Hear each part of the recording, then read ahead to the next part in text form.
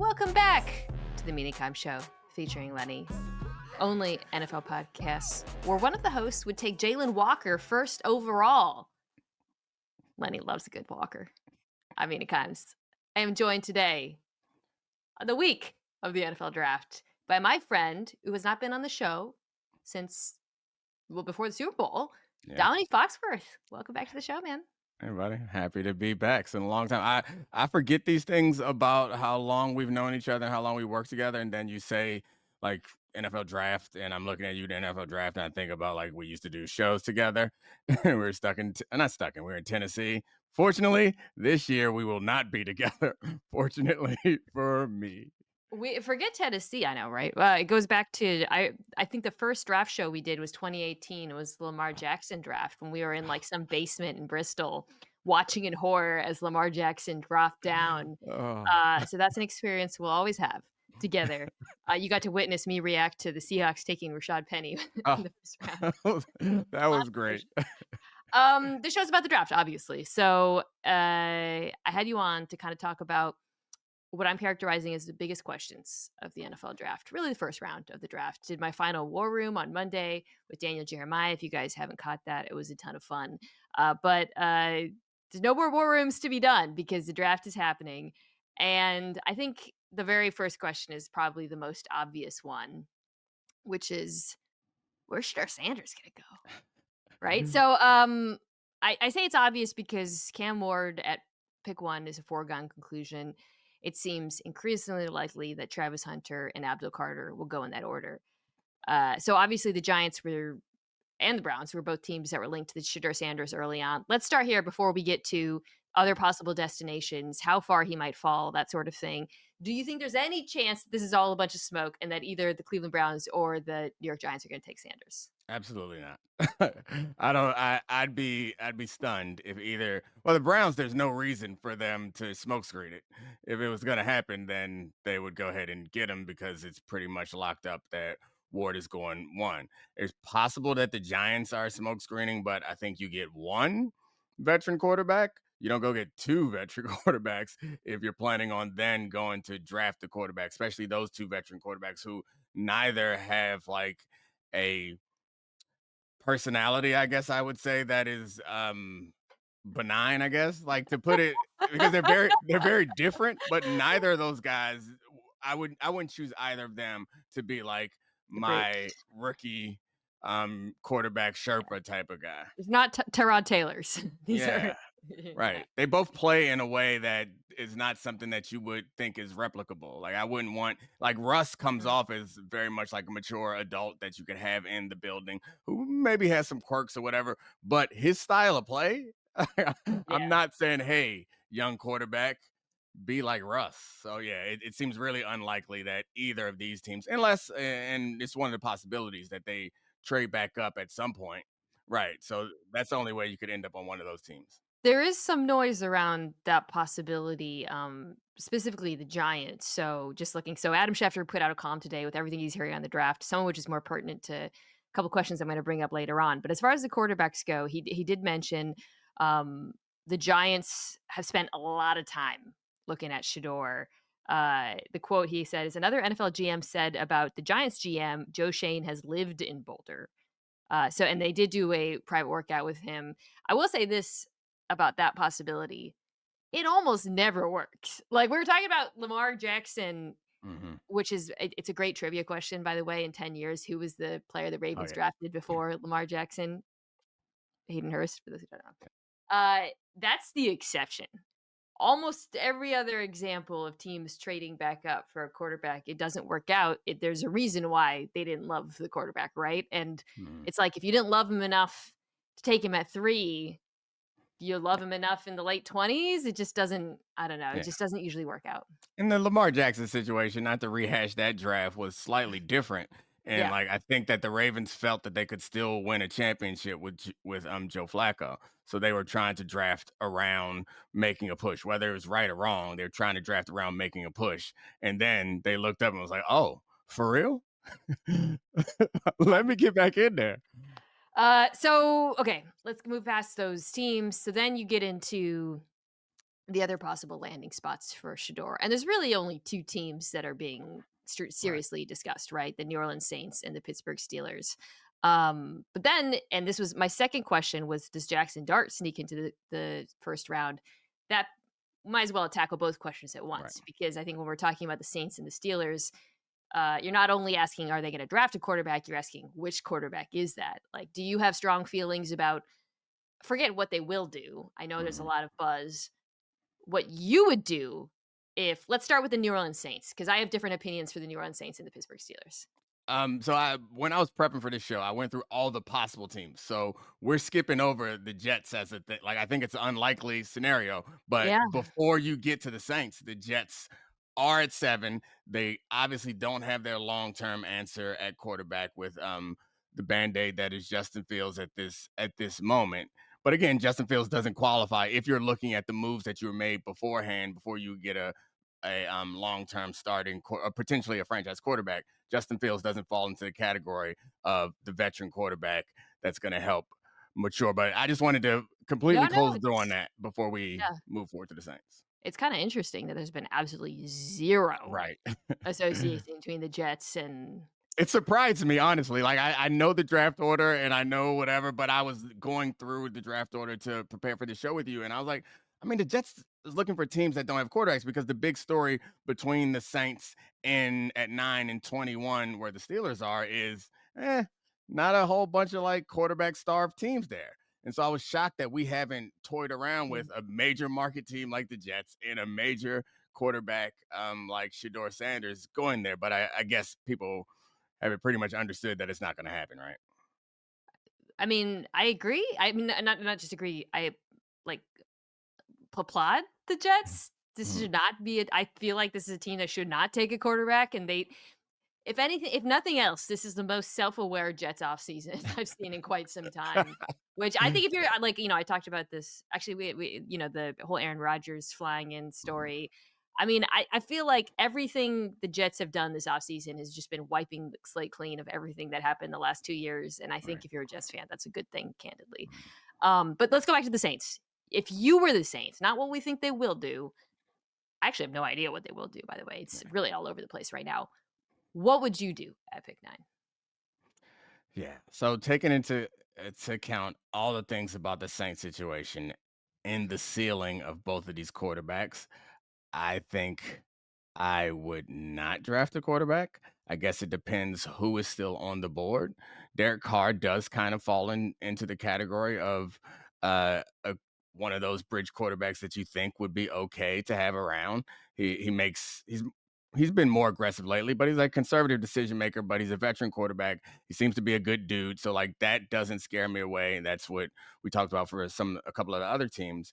But I think that this team has been a team that's been resistant from restarting. And there's a thing about bringing in a rookie quarterback. If the talent is so high that you think you have a chance of having a top of the league quarterback, then you don't pass on him. Yeah. I feel like the rest of the quarterbacks outside of Cam Ward, we all accept that all of those guys are going to be guys who, if they're going to be great, it's going to be a result of them being great, but a lot of things being right in the situation.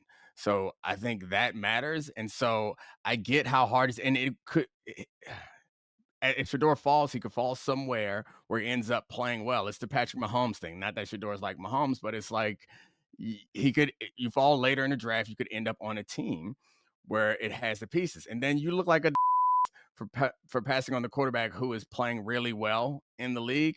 However, I don't see it happening Yeah. in New Orleans. So I would pass. And depending on who's available, you could get I don't know a tackle, rush in anybody who's left. It's a little bit of an oversimplification, but if you view quarterbacks in the NFL as either win because of or win with Mhm. guys, I think my general feeling is if you're in the draft, if you have a good team, take a win with guy. Yeah. We're going to talk about one of those teams in a second. If you don't have a good team, and I do not think the New Orleans Saints are a good team, you only take one if you believe he's a win because of guy. Jane Mhm. Daniels and Drake May were win because of guys. Exactly. The Commanders ended up being better than I thought, candidly, but that would have taken him regardless. Yeah, I Patriots, mean, I think that was because the horrible quarterback team. was better than we thought too. I'm Right, yeah, sorry. yeah, well, totally. Like, if the New Orleans if 'cause so I agree about the Saints, by the way, and I said I think they should pass or maybe just take one later. Um, and, I can't remember, Saints fans said, "But it's always wait until next year," and what if they had said that last year? Well, if they were drafted last year, we'd say, "Yeah, take the quarterback." The players actually matter. We have to talk about the prospects and who they are, and I think you and I see Sanders and Dart Mhm. similarly in that they're not obvious win because of guys. Um I think the Saints would probably love to trade down and maybe take Yeah, him or Dart later. I just don't know if that's gonna be possible in this draft. That was another thing in Schefter's column I found interesting. There's a ton of teams that wanna trade down and nobody wants to trade up. So I think there might be less movement than we expect. Um, but, like, what the Saints could do if they stick at 9, you could go potentially Tedero McMillan at receiver or one of the tight ends, you go offensive line, which I mhm, think is what they would like to do. Defensive line, there's some options there. Um, it's just not a good team right now. We don't even know what the deal. Like Chris Olave, it's yeah, murky. yeah. It's tough. Oh, they got cooks too, right? Yeah, it's like Right, this is not, yeah, right. This is not right. a team that's ready to make that move. So yeah, I would. Will the Saints draft him? Yes. Those fans who are like, well, it's always till next year, they'll be the same fans who are who are ripping them when he's not playing well in the situation. So like, I don't think they should listen to him. But I guess the question is, do you think they will go ahead and draft one? I think they shouldn't, but they might. Yeah, I think one reason why they might is because you got the new head coach who is an Mhm. offensive guy, and I don't know if he's willing to take his lumps and sit there with a Spencer Rattler year or whatever, or even a second or third round guy. But it comes down to how much influence he has over the organization too. And see, for the same reason, I feel like they're less likely to get Sanders. Is my assumption, and none of us know exactly what's what type of quarterback Kellen Moore might want, but Kellen Moore didn't have a super strong arm, and so maybe he could see Shedeur and think that he could do something with him that other coaches can't. But my assumption is the offensive minded coach, he wants a guy. He wants a guy, and I Yeah. don't think that anybody sees Shedeur and sees that. But I mean, the Saints fans are comfortable. They won a Super Bowl with a guy who threw within 5 yards of the line of the scrimmage. So maybe New Orleans is the perfect place for Shedeur. I feel like Kellen Moore probably would like a Jackson Dart and think like I could do it with him. I can make him Mhm. into something. Yeah, I wouldn't agree with that personally. I would be agree. I hinted at this with the Steelers taking a quarterback at 21. Again, to go right. back to the original question of Sanders, where could he fall to? Are you do you agree with that as well? Yeah, Because I think they are, to go back to kind of the parameters I set, they are a team that is poised to win with a win with quarterback. And I think yeah. he is one. Yeah, absolutely. Especially going to get just adding more receivers to DK to this team. I think Shador would be a good. I mean, they aren't perfect offensively, but presumably the defense will still be very good, which means you won't be asking Shador to win a bunch of games. The same thing is true for this team. That's true for, I guess, 75% of the league. O line needs to get better, and their running game is needs to get better. So those are things that aren't perfect for Shador, but I do think that around 21 is probably. I wouldn't guess that they need to trade up. I wouldn't go chasing after a quarterback, but if he's still there at 21, yeah, What? I wonder. I'm sorry. Oh no, if he slips past the Saints, who's taking him? Yeah. I mean, other people might be interested in trading up at that point, and you might be in competition that way. But I Maybe. mean, I'm not sure. And so this is the question that I've seen in the past couple weeks. Jalen Milrow get a lot more love. That's the question I think that's interesting about that Steelers spot is again, Jalen Milrow was not productive, but I think I made the analogy that it feels, or not the analogy, but the statement that a lot of people owe Josh Allen some money because that was like the beginning of to me at least, get a guy who wasn't great in college but has great tools. We can turn him into something. And like, I feel like the 49ers fell for that trap, the Colts fell for that trap, and um, Jalen Milrow seems like He's certainly not quite that physically gifted, but he's the guy in this draft Mhm. that if you're like, hey, he wasn't great in college. I mean, coming off of Jalen Hurts winning the Super Bowl, you're like, hey, you know what? We can get a better, a more athletic, super strong arm guy, and maybe we can turn him into something. Steelers do need a running back, so he could play running back for them. If I don't see it. Yeah, I do understand the high upside thing, and I yeah. think I if mean, you're I guess I outside was the just first round, wondering if you thought that that was a yeah. spot that, but yeah, it's No, not. well, I guess that maybe the second question I said, does Jackson Dart sneak into the first round? But we could Mhm, say Milrow, Tyler Shuck as well. I think what's interesting about those three players is like they're all at such different mhm, stages in quarterbacking that it really comes down to, is there a team that wants to get a total lottery pick, which is what Milrow is, right? Just like, mhm. hey, let's Yeah, see. Dart, I view as a developmental option. I think he has good tools, but I don't think he should play immediately. So a team that's like, hey, let's sit him. Or Shuck is a guy who could play immediately. yeah, Um, I think it would be wild if he went in the first round. I don't see it happening. yeah. I mean, So Dart, yeah. Mm, Shuck play immediately, but at what level, I guess, is the question. right. It's like, I mean, you made I think it's perfect. Jalen Milrow is a lottery ticket, so you don't want to take that in the first round. Take it later, and you're like, let's see what happens. And I think Dart is slightly more um, believable that he'll be a successful quarterback, but you're right. He's going to require some more seasoning.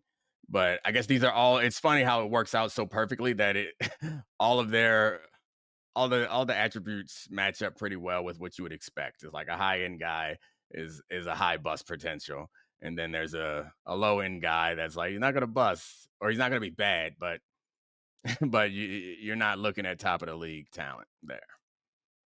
I don't think any of them should go in the first round, But they will.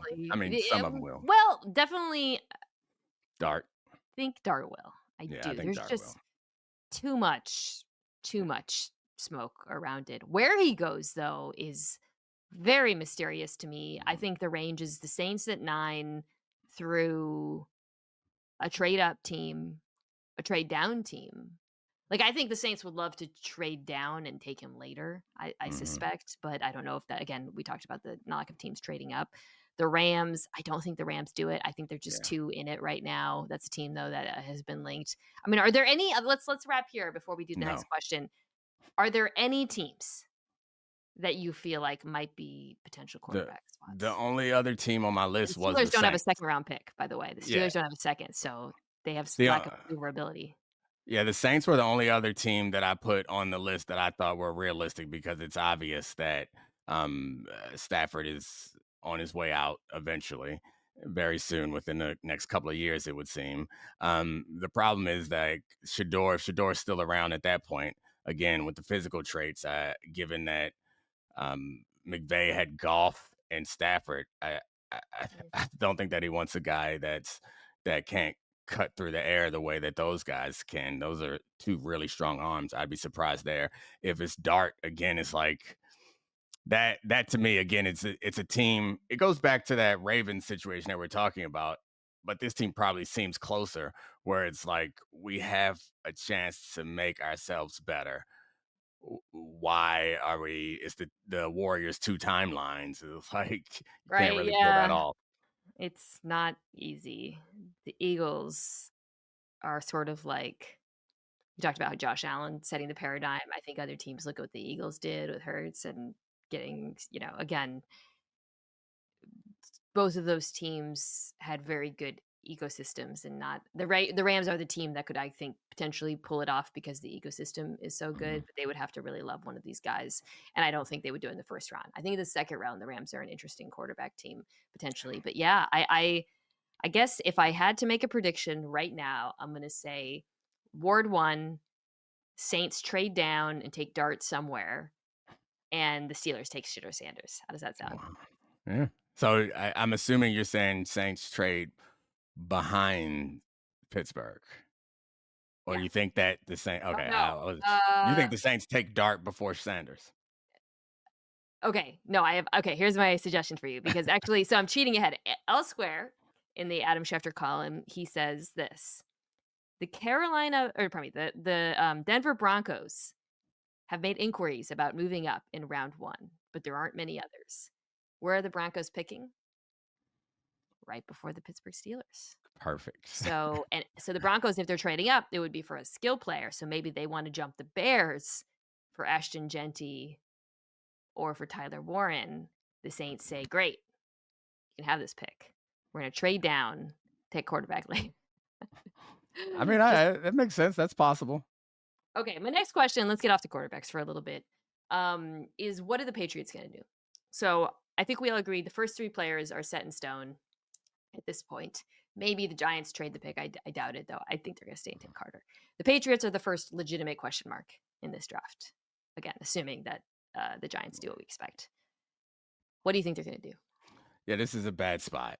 I mean, to me at least, it feels like they just missed. It's very basketball drafty, where it's like there's clear that there's three guys that are Yeah, incredible, it is and then basketball. yeah, and they just fall just outside of it, where it's like, oh man, Yeah, you don't get either any of those very top guys. So like the question around them is like you go with Will Campbell, who I think honestly his arm length has been the conversation, but I think a lot of the conversation around his arm length has like taken us away from like him as a prospect, where it's framed as, and correct me if I'm wrong if you disagree, but it's framed as Will Campbell is a perfect prospect, but his arms are too short, right. and like that's the reason why he's falling. And I think honestly, I'd be fine if he showed that production in SEC that we look at and we love, but he has short arms. But I think the combination is he's not. I don't know. He doesn't like grade out as good as like top level tackles, and so combine that with the arm strength or the arm length.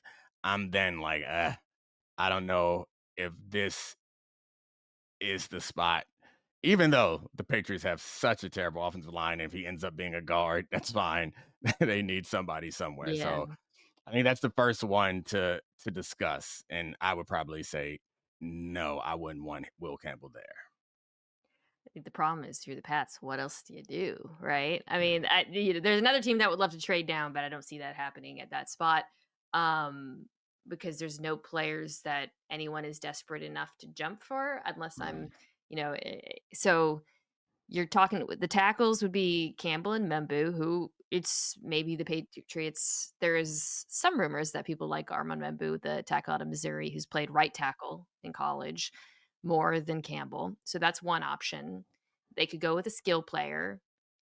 Genty, Tedero, and McMillan are the only really two players I could see, but I don't think either of yeah, them. That's not happening. Or you go defense and yeah. take, but like a Jalen Walker or a Mason Graham. They just, yeah, they just paid Milton Williams, so I don't think they're going to take a defensive tackle. And Jalen Walker, like this, that feels pretty rich for me. So it's like if there's no good choices, I feel like you got to do the choice that does the least harm to your quarterback because you didn't really help him out that much this offseason, certainly not to the degree expected. So even if it's not the perfect pick, it might just be the best pick for them. Yeah, I mean, I think you're probably right. I hate the idea of drafting for need at this point in the draft. When you're this high in the draft, and this is again, it's not their fault that it just so happens that there aren't four Joe of Milton. yeah, that they aren't four guys in here that are incredible difference makers in this or obvious difference makers in this draft. But yeah, I think the point that you're making, it's a spot that they need a lot of help at. He will play and be good somewhere, even if he doesn't turn out to be like a cornerstone left tackle. I mean, obviously Tyler Warren's one of those guys that is a potential difference maker, the tight end out of Penn State, but no one's drafting him that high in this situation. And if there were, like, if Jalen Walker was like more solidified as a rush in, I would feel comfortable because I think that most people agree his ceiling is as high as anyone's in the draft. But you're not in a position, I guess, to be drafting for ceilings. So yeah, they hope that somebody in front of them gets silly and allows Carter to slide to me. Are they the ones that are floating these things about his practice work ethic and stuff like that? Try to get him to slide. Abdul Carter, is that being Yeah, thrown out Yeah, I there. mean, it's nonsense. I mean, whatever. I think the drop off from Carter to the next group of edges is pretty significant. I had Walker as 2 and then Mike Green. Um, so significant that I do think, like, if you're the Giants, you gotta take some calls, Mhm, right? Because you obviously it's not an area of need for you, but edges now make quarterback money. So if you find a mhm, really great young rookie edge, it's so valuable. They also have to make a decision about paying Kayvon Thibodeau coming up. I feel like because that drop off exists, some team might be into that. I said I don't think there's going to be trades up to 4. There might be a trade up yeah. for Carter, Agree. but I don't think the Giants do it. So bringing that up is really interesting to me because the idea of adding Carter, I know that they have 2 good rush ends there, but this ties in with Walker to me in that Walker's versatility, it feels like genuine versatility. And in a I don't know, like the Vikings, in a system like the Vikings where the ability to actually play off ball in a respectable way and Yeah. be a rush like that be a difference maker. The reason why that matters to me when you're talking about the Giants and Carter is this is to my point about not drafting for your need. He's an awesome football player. Yeah. Figure it out. You got 3 awesome football players. Figure it out. Find a place for him. And I don't think that the Giants should be scared off because Carter. I mean, because they have ends. Yeah. And Carter is just line him up outside the tackle at the tight end, and ideally, I think he would be good in like a wide 9 type defense. But the Giants play, with a 4-man front. It makes Mhm. sense too. I think Walker is a little bit more like, okay, do we have the kind of defense you're talking about? The Panthers at 8 to me are the floor kind of for him. Maybe not the floor, but Ejiro Evero, the 3-4. I think he does some interesting things in terms of pressures and coverages. He would like a chess piece like that. It just doesn't. Yeah, I feel like I could see the Patriots liking him, but to me, that would be a bad you gotta do something for Drake May. You gotta do something for him. I mean, I don't know.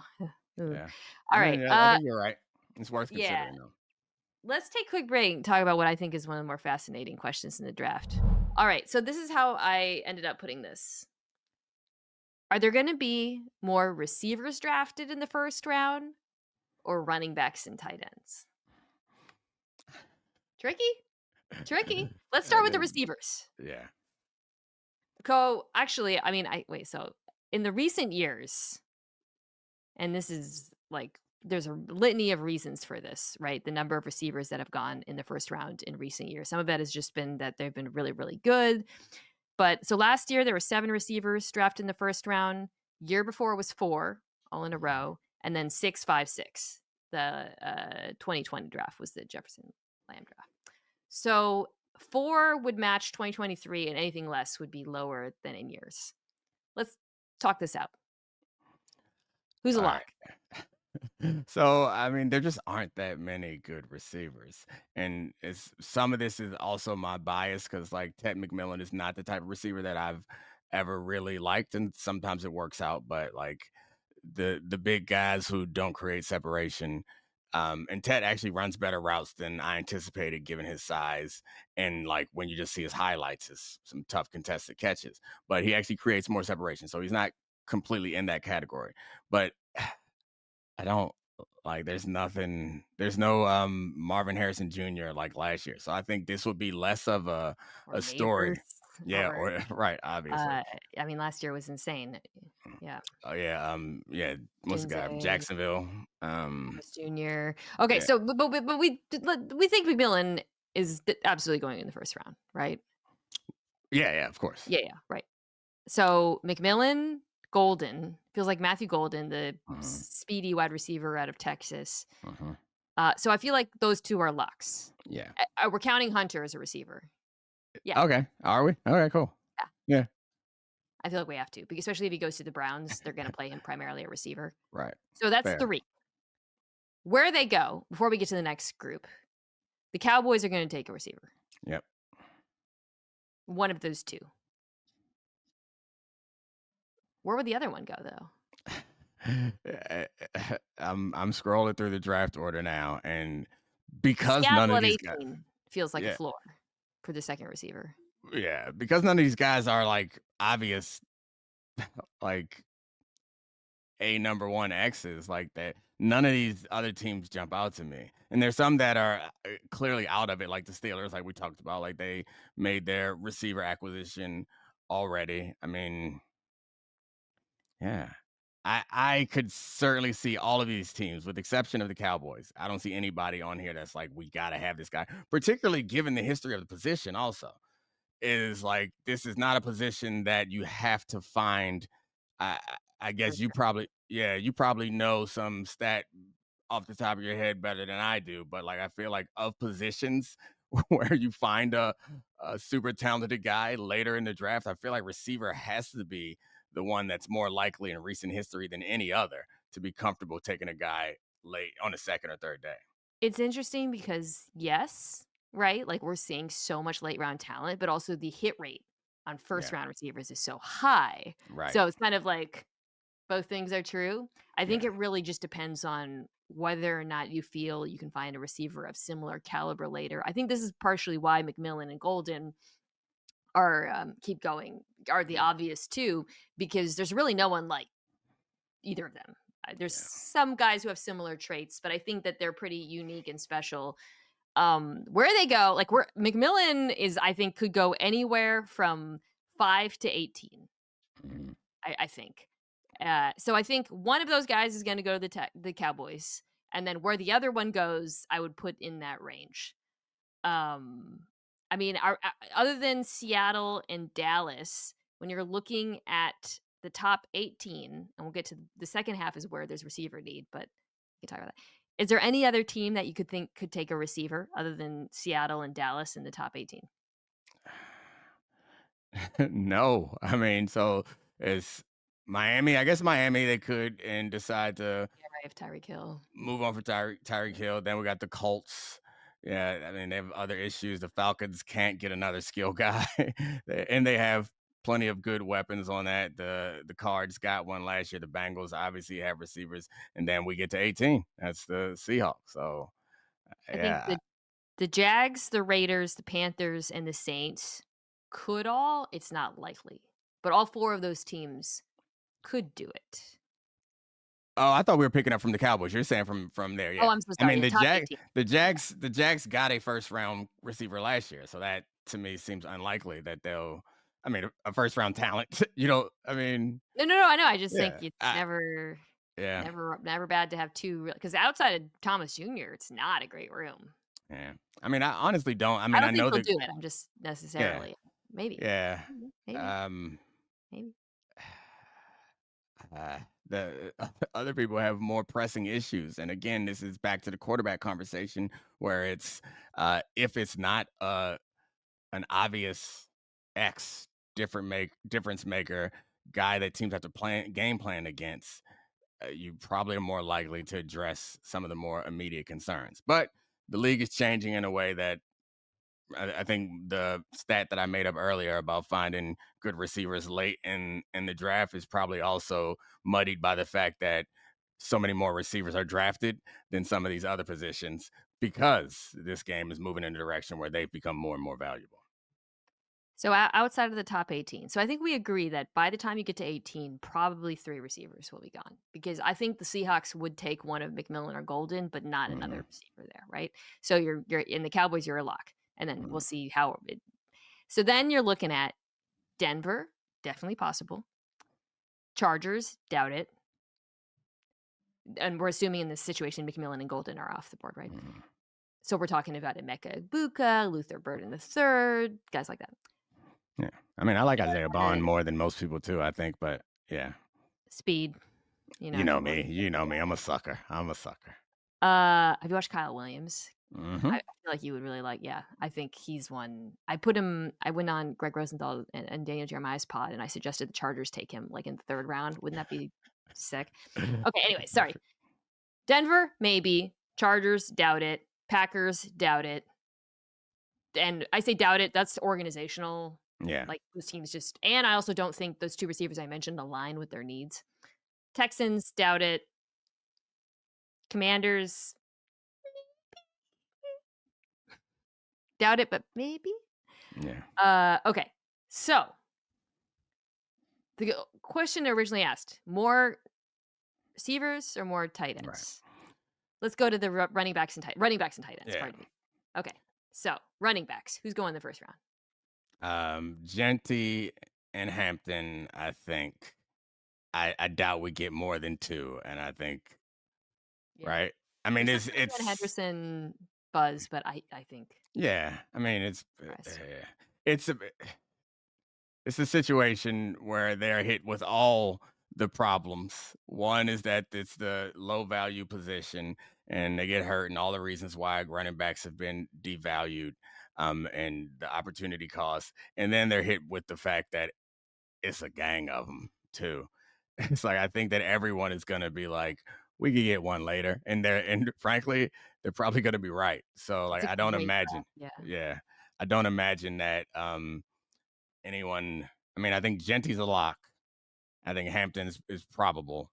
It's possible that he slides out, but I'd be surprised if Henderson or Judkins or Johnson or any of those other guys make it up into the first round. Similar with tight ends, right? Mhm. Warren and Loveland Yep. are the 2, and it's actually it's a very similar dynamic to the backs where it's a great tight end draft, so Hmm. you Yeah. really gonna reach for Mason Taylor or whoever. Um, I think that the crux of this question, which is, are there gonna be more running backs or tight ends or more receivers, just comes down to Denver, Hmm. because Denver is a team that could do either of those. They could take a running back or a receiver or a tight end. I don't think they'll do tight end though, where they're picking unless Loveland is there. And I think they're gonna take a skill player, and what skill player they go with is gonna tilt this thing in one direction. Yeah, I think you're probably right. So now, which one should they take? I guess you don't know who's going to be around, but if I you like are, Ibuka. I think they should take Ibuka. That was wow, okay, yeah, I do, Dominique, because I mhm, understand. I really like Hampton. I just feel like they could get mhm, right, another really good running back later, and Ibuka to me is just a really perfect fit for what they need, because Denver, unlike a lot of teams, already has your traditional big-bodied X yep, receiver in Courtland mhm, Sutton.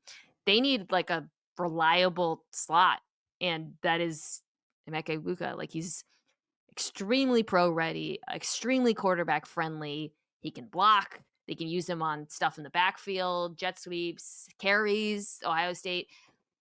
He's not like the sexiest mhm, prospect, yeah, but I feel like if you wanna just like, "Hey, let's get Bo Nix another weapon to make life easier for him," I think it would go a long way towards doing that.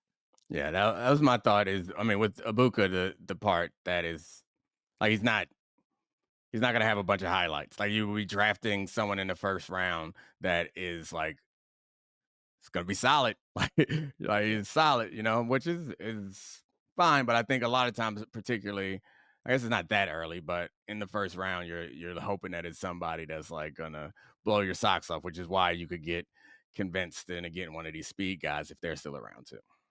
So I feel like with Genty 10 is the floor. I think the Bears just uh Warren and Loveland feels like 22 is the floor, because the Titans, the Colts would take one of them, and then the Chargers would take the other if they're gone. So that's 3 players. Um, and then with the wide receivers, we already talked about it, Hunter, McMillan, Golden. So you're 3 to 3. So it comes down to Hampton versus Igbuka. That's why I keep going back to Denver as Yeah, being yeah, I think you're probably right. It's Abuka over Hampton? I mean, just because of the depth of the running back of this draft, what it it's would do. I don't know if that's what they will yeah, do. I could see them taking, and Hampton's right. awesome. Like, I wouldn't even Yeah. be mad about it, man. He's such a good Mhm. player. Did you like his tape? What's that? Did you like Omarion Hampton's tape? Oh yeah, yeah. I mean, it's yeah. What's not to like? It feels like because the running back is so dependent. Sometimes it feels like a waste of time watching a bunch of tape for running backs. But like what I want from running backs, what I want to be able to see, and what I'm looking for that makes me feel good about it is the ability to break tackles and pull away, make big plays. I think that's one of the things that has come to be like hugely valuable. Is this thing that Jeff and I used to talk about a lot? Is kind of these unexpected explosive plays where it's like a high floor explosive play. We don't have to drop back and throw a deep pass to get an explosive play. Do I have a guy that I can hand the ball? In worst case scenario, he's going to give me 3 yards. Best case scenario, I mean, and that was the recipe for Saquon last year. And of course, it's combined with a great offensive line. It's like there's there's almost as good a chance that Saquon's going to take it 50 as there is that he's going to get tackled Yeah. for a loss. And so that's what I want to know about my running backs. Obviously, ability to block and all that other nonsense stuff. But if I'm getting a guy in the first round, I want a guy that can hit home runs. Denver, in many ways, I know I just said Igbuka is the guy I liked for them, but they're the perfect place for a running back. They have the offensive line Yep. already. So if you were to draft a really explosive running back, you could have that Saquon-like potential. I mean, they were the dream Genty destination. There's no way he's there, obviously. But Hampton, And I I wouldn't be mad. They to me are a team that is in a much better place to take a first round running back. They're like the Lions, right? Taking Gibbs at what was it 13? Like the offensive line was in place, so it wasn't as objectionable. I think. and I would So, I would argue that that could be super almost more helpful for Bo Nix than a yeah. reliable slot receiver. Oh, maybe you're talking me back into a Yeah. Hampton. I mean, the problem is you can't guarantee that from either. It's like Yeah, if yeah, you get Ibuka, the floor for his impact, I think is probably higher. Um, maybe. I like the player a lot too. That's part of the reason. I just like him. Do you have a favorite Genty destination before I move on? I haven't. I mean, the Bears would be, but yeah, I think that would be my favorite Genty destination. Do you have one? Do you want him to go to the Raiders? The Bears are the best possible. I like the Bears for both him and Warren. Mm, I have mixed feelings about the Raiders taking Genty. yeah, I mean they are the Doesn't opposite feel of the like situation. Yeah. good team building, even though he's a great player, and I know he's gonna, like, he's gonna, like, week 1 go off for, like, 200 yards or something crazy, and they're gonna play super cut of everyone saying it was bad team building, and it's, like, that's alright, question 5 for you, we got 2 more. Who is the surprising faller in the first round? Yeah, so I got Will Campbell as a potential surprising faller because not everyone even has him as the top tackle in this draft, and then he has those limitations. So like if if he falls past the Patriots, I think Mm. that'd be the surprising fall, and then teams determine that Mimbu is more promising because of his arm length and also production. Then like he could be the guy that we look up and say, "Wow, he didn't give up any pressures in SEC, whatever that stat is that people keep throwing in my face." And now he's at the end of the first round. Yeah, I think with Campbell, there's definitely the potential for him to there's a lot of people who have been questioning his game, but there are a lot of teams that need tackles. That might Yeah. be, it's like, oh, you're looking at and we're talking falls, you're not talking about out of the 4 Mhm. you're just talking Mhm. out of the top 4 or 5. But, like, the Raiders need a tackle, the Jets need a tackle, the Saints need a tackle, the Bears arguably need a tackle, Niners need tackles. Um, McMillan to me is kind of the obvious one for the reasons we Yeah. discussed, just because of just questions about the tape, destinations for receivers. There aren't actually that many teams. I will say if he goes 5, then Mason Graham becomes a potential faller for me. If the Right. Jags were actually to take McMillan as a surprise pick, then Mason Graham, maybe Carolina or New Orleans. I guess he wouldn't fall that far. But yeah, McMillan is the one I keep going back to, just in thinking of, like, where is the floor for this player, especially if Dallas really prefers Matthew Golden, which is possible. That was McMillan was my real choice. Campbell was my second choice, but I determined that I'm going to go with Campbell because I'd already hated on Tet enough in this conversation because as we discussed, you know how I feel about the big lumbering receivers, and he is a guy that could fall. Uh, uh, and I was going for surprising. Also, I had Genty on this list also as a Ooh. surprising What would be a fall? fall. Like 12? Yeah, I think that's the question is how far would the fall be? Because if he gets past the Raiders, we're not considering that a fall. and then he gets to the Bears, he gets past the Bears, that's when it would be considered a fall. And obviously the 49ers aren't going to take him. And then next you have the Cowboys. And that would be the question, is the Cowboys been telegraphing receiver all this time? Are they going to be able to tune out the noise if Genty is still there, Yeah. and still get the receiver that they're looking to get? Yeah, well, obviously, Shedeur Sanders is the other name to watch, but we talked about him at Yeah, that length. doesn't count. You said surprising like that. I don't think Yeah. anyone would be surprised if he McMillan, I fell. guess it wouldn't be surprising, you're right. Campbell would be, Genty would be, Warren maybe, but I feel like 14 is feels like the floor for him, so I don't know how much of a surprise that would be. Um, it's funny, we haven't even talked about cornerbacks. I don't think everyone there's no cornerback going in the top 10. 11 feels like the earliest possible place that one could go, and then I think maybe there'll be a run on them at the end, but I don't know. Do you like this cornerback draft? Before I move on to the last question. I mean, I think it's good. I'm scarred. I mean, that what's the guy's name? I always forget his Okudah. name now because I hate him. Yeah, that's right, Jeff Okuda from Do you know Ohio what team State. he's on right now? I bet you Um, know this. no, where is he now? The Vikings. Oh, okay. Beeflo. Maybe it'll be rejuvenated. Yeah. I don't know. I feel I have I watch the corners obviously, and I used to think I had some special insight because I played the position, but I have been so wrong about so many players at that position that I am hesitant to make projections because people assign some extra level of confidence in you evaluating the position that you played. I don't know. Like, I can find plenty of things about all these guys. And the tough thing about having conversations about corners is it's not a position that gets enough attention that I think people understand that they're different types of corners. And so talking about cornerbacks, um, and how where they're going to play and how they would end up is like trying to compare. I think obviously Richard Sherman, Hall of Fame cornerback. There are certain systems that Richard Sherman would be bad in, and it's very Mm, few. It's very few positions in football that it's like actually depending where you are, you're yeah. actually playing a different position.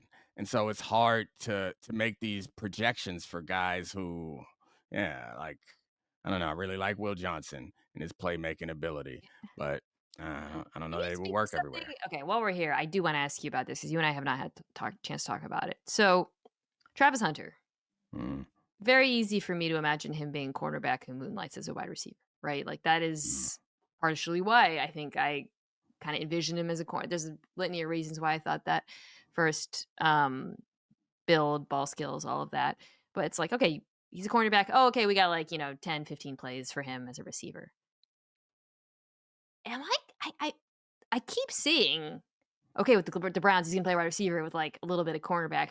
Dominique, that seems really freaking difficult. Like, can you speak to that? Because I feel like it's kind of being thrown around. It's like, yeah, just put him back there. And I mean, I don't really? know that it's I don't know that it's ever been done the other way. Like I know there have been some receivers that have played like some nickel and a little bit of corner in like certain situations, but I don't know that it's ever been a guy who was drafted as a receiver and then sprinkled in as a cornerback. It's always done the other way around.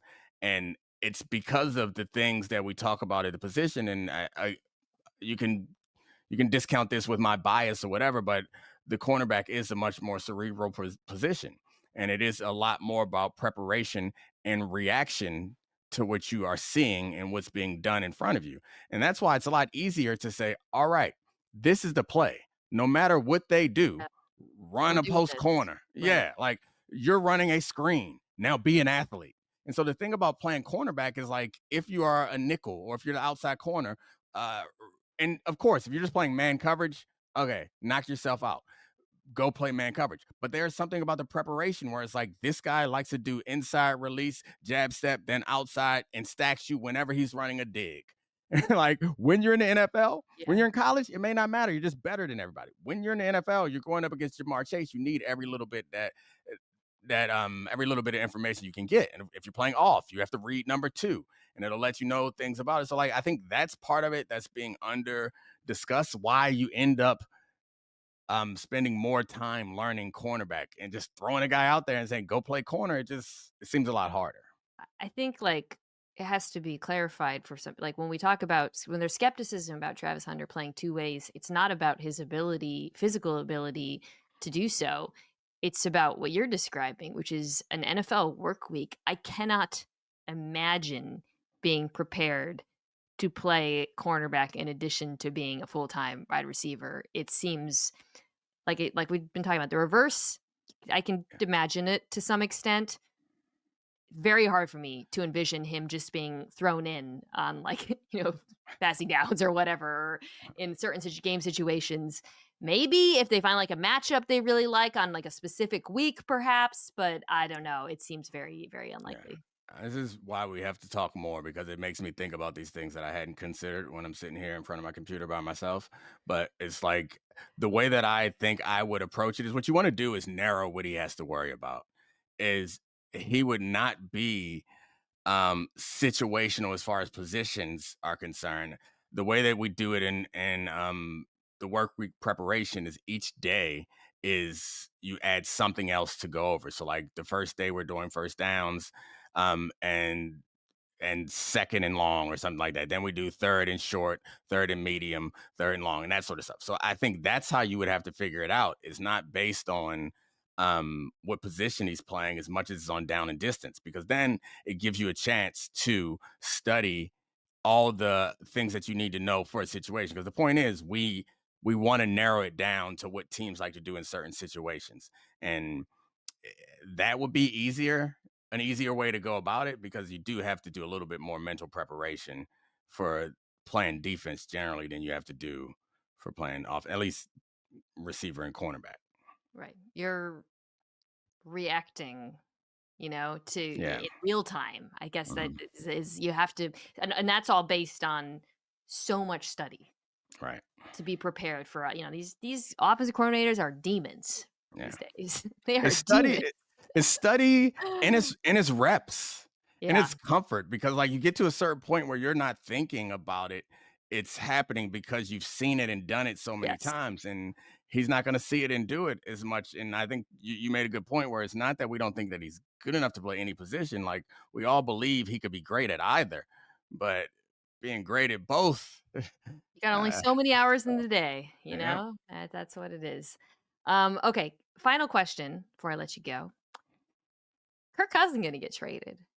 So I'm going to go back to the Schefter column because there's a lot of info on this, and this is, I thought, really interesting. He says Atlanta has asked, and I haven't seen details yet, that any acquiring team pay $20 million of the $45 million worth of guarantees left on Kirk Cousins' contract. Nobody's willing to yet thus far. Um, there is a feeling around the league that a team, whether it's the Vikings or Steelers, might be willing to pay roughly $10 million.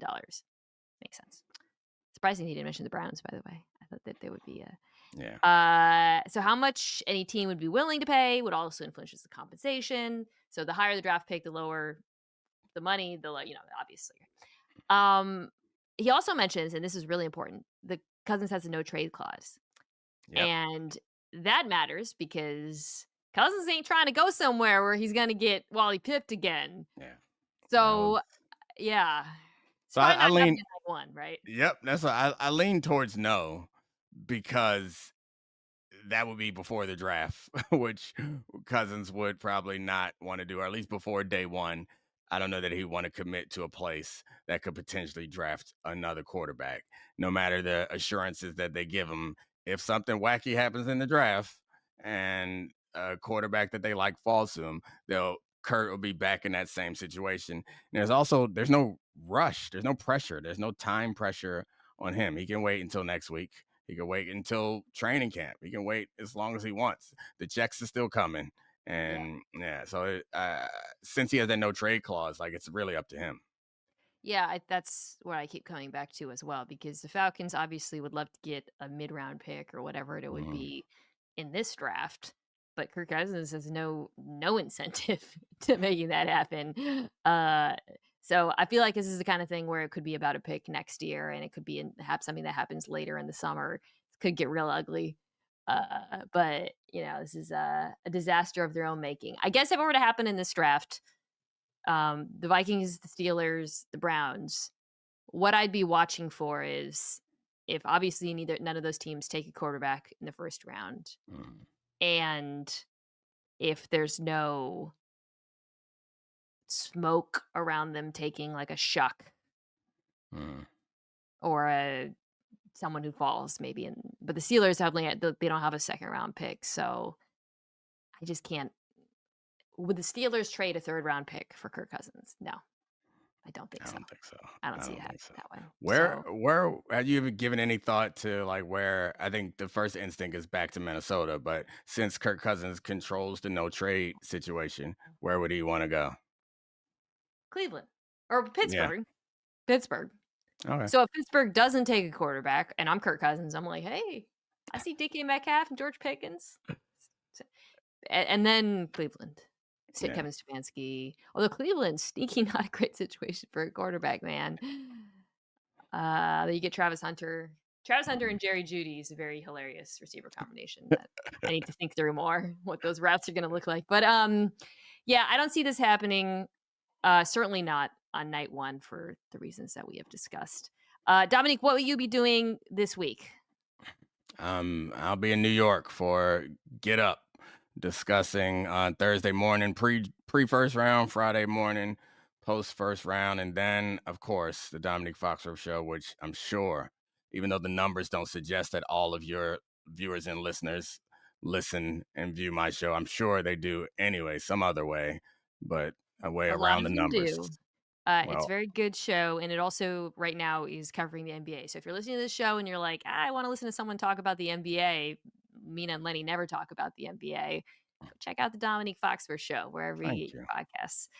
Great to see you, bud. Bummed You that you too. aren't coming to Green Bay, but happy for you.